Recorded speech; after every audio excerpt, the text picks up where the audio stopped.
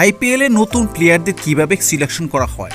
মোট কথা, আইপিএলে খেলতে হলে ভারতের বিপক্ষে দুর্দান্ত পারফরমেন্স করে নজর কাটতে হবে, তাহলে যে কোনো প্লেয়ার আইপিএলে খেলার সুবর্ণ সুযোগটি পেয়ে যাবে। যেমনটি ঘটেছিল মুস্তাফিজুর রহমানের ক্ষেত্রে। 2015 সালে 5 উইকেট নিয়ে মুস্তাফিজুর রহমানের অভিষেক ম্যাচ ছিল সেটি। তারপর থেকে কাটার মাস্টারের পরিচিতি সারা বিশ্বে পেয়ে যায়, সাথে সাথে আইপিএলের প্রতিটি বছরই খেলে যাচ্ছেন তিনি। এবার বলছি হাসান মাহমুদ, তাসকিন আহমেদ, শরীফুল ইসলাম এবং রিশাদ হোসেনের কথা। রিশাদ হোসেন গত বিশ্বকাপে ভারতের মাটিতে দুর্দান্ত উইকেট নিয়ে বাংলাদেশের জন্য সর্বোচ্চ উইকেট এবং বিশ্বকাপে দ্বিতীয়।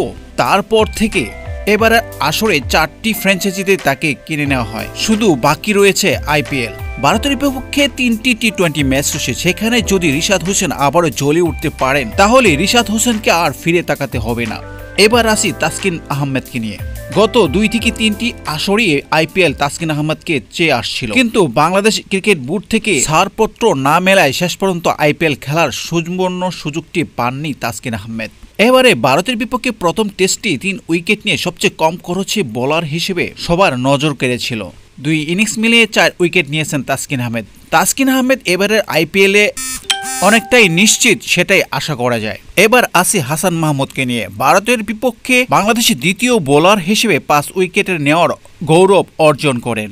38 রানে 4 উইকেট নিয়েছিলেন হাসান মাহমুদ। শেষ পর্যন্ত 138 রানে 6 উইকেট পড়ে গিয়েছিল, সেখান থেকে ভারত দুর্দান্ত কামব্যাক করেছিল। হাসান মাহমুদের এই নজরকাড়া পারফরমেন্সের কারণে মাত্র 15 দিন আগে পাকিস্তানে 5 উইকেট নেওয়ার গৌরব অর্জন করেন। সাথে সাথে টানা টেস্টে 2 বার 5 উইকেট নেন হাসান মাহমুদ। এবার বুঝতেই পারছেন আইপিএলের খেলার কতটা সুযোগ বেড়ে গিয়েছে হাসান মাহমুদের। শরীফুল ইসলাম দুর্দান্ত ফর্মে রয়েছে শরীফুল ইসলাম, কিন্তু ইনজুরির কারণে টেস্টে তাকে সুযোগ দেওয়া হয়নি, তবে টি20তে তিনি সুযোগ পাবেন। সেখানে যদি আবারও দুর্দান্ত পারফরমেন্স করতে পারে আইপিএল খেলার নিশ্চিত হয়ে যাবে। মুস্তাফিজুর রহমান এবং সাকিব আল হাসান টানা কয়েকটি আইপিএল সিজন খেলে আসছে, এবার 4 থেকে 5 জন ক্রিকেটার খেলা অসম্ভব বলে মনে করছেন ক্রিকেট বিশ্লেষকরা। আশা করি অ্যাটলিস্ট 3 জন ক্রিকেটার এবারের আইপিএলের আসরে খেলবে, সে প্রত্যাশা রেখে যারা এখনো চ্যানেলটিকে সাবস্ক্রাইব করেননি প্লিজ সাবস্ক্রাইব করে নেবেন। আল্লাহ হাফেজ।